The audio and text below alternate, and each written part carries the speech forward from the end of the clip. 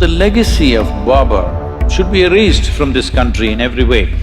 Nobody should do the crime of identifying present-day Muslims with this man, because he is not a devout Muslim by any standards. Ram never claimed he is a Hindu, but today he is an icon in this country because he is exuding the right kind of qualities which are necessary to build great civilizations in this world.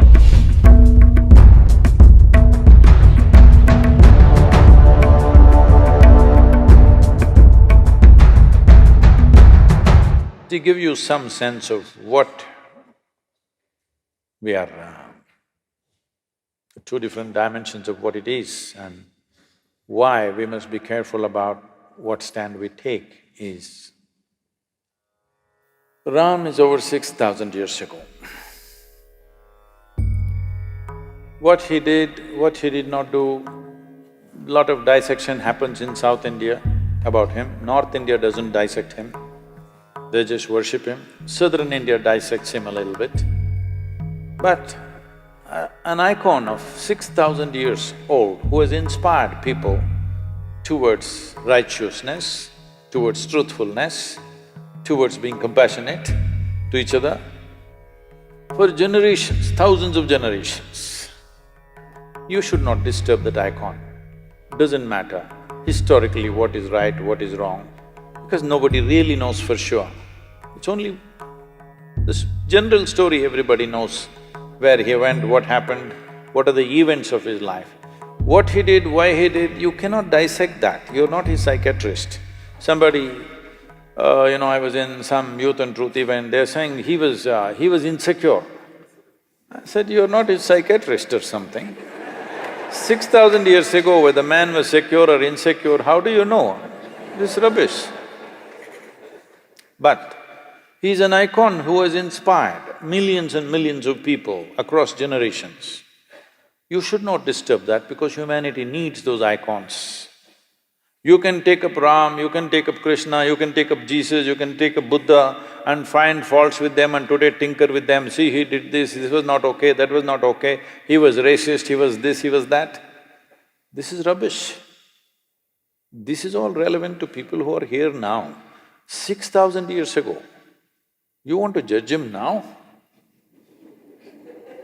No, he is serving humanity as an icon. That icon should not be disturbed. What is he an icon for? He's an icon of stability, not impetus action. When action is needed, he is very decisive, but never reacts to anything, he is conscious action. Even if it's war, he will do war. Surrender, he will do surrender. Give up his kingdom, he will do give up his kingdom. But everything consciously in a balanced way. This is what we are worshipping him for, because he has a freedom of going through the drama of life, extreme drama in his life.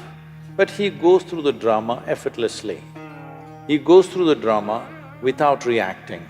He goes through the drama without any sense of angst or anger against anybody. When he kills Ravana, who stole his wife and causing havoc, he comes and repents for his death, that I had to do this. This is a kind of man, you don't disturb him. Well, at least that's a story, don't disturb the story. Geographically, was he born in Ayodhya? Yes. Was he born in this point? Come on, do you know in which point you were born? Hello? Forget about a man 6,000 years ago, you're still living. Do you know exactly at which spot your mother delivered you? I'm asking, does anybody know? No, so it's ridiculous argument. Now Babur. Babur is the third generation after Genghis Khan. This Mongol empire, Mongols, slowly the word Mongol became Mughal in India, it's Mongol. This Mongol empire expansion for a period of 90 years to 100 years killed over 40 million people. 40 million people. Of those times, it was nearly 10% of the world's population. You understand? 10% of the world's population, they killed not with a nuclear bomb, with swords, very energetic people. I'm saying it takes a lot of activity to kill 10% of the world's population, isn't it? Just with swords and spears. So wherever Genghis Khan went, he made a rule. All the males, wherever he conquered, all the males who were above the height of a cartwheel, those days the height of a cartwheel, which went with the armies, was always about 38 to 39 inches, about that much. Anybody who is above that height was killed. And then it is a practice of the Mongols to pile up all the severed heads into a big mountain. So the women were taken as slaves to service the soldiers, or they were sold in various markets across Middle East, Europe, everywhere they were sold. So they spread like this. After Genghis Khan came Taimur-Lung. Taimur-Lung bore Babur. Taimur-Lung came right up till Delhi, his empire. Then Babur came. Taimur-Lung is supposed to have killed 17 million people. In the cruelest possible way. What happened to the men is compassion. What happened to the women is another matter. I don't want to go into the descriptions. It is most terrible things happened to them. When Babur came, this is also the time of Guru Nanak. Guru Nanak, a very totally peaceful, non-reactive kind of human being, a realized being, said, "A messenger of death has come." And in Guru Nanak's own words, it is said, I'm paraphrasing, he said, he killed thousands of men wherever he went. In any town he went, kill all the men, burn the town down, capture the women and children. Women were brutally raped always in public, because it is not just a rape, it is a lesson for everybody. And in thousands, Babur sold the Hindu woman in the markets of Kandahar and Kabul in thousands. Fortunately, he lived only for 4 years in India. He died. So the legacy of Babur should be erased from this country in every way. Above all, nobody should ever identify the present generation of Muslims with Babur, because the atrocities that he did not commit atrocity, he is an atrocity. Genghis Khan was not killing for religion, it's just power and conquest. Taimur-Lung also largely conquest, slightly a religious tinge came, but Babur used the religious connotation very strongly, and it gave him more power to kill because he thought he was doing jihad. Many times he ransacked Muslim towns also, Muslim populations also he killed. So he used religion very conveniently, according to his convenience. So him building mosques is not out of piety, not out of devotion, not for prayer. It is also an establishment of power. Whether it's a Hindu temple or a Jain temple, everything he broke.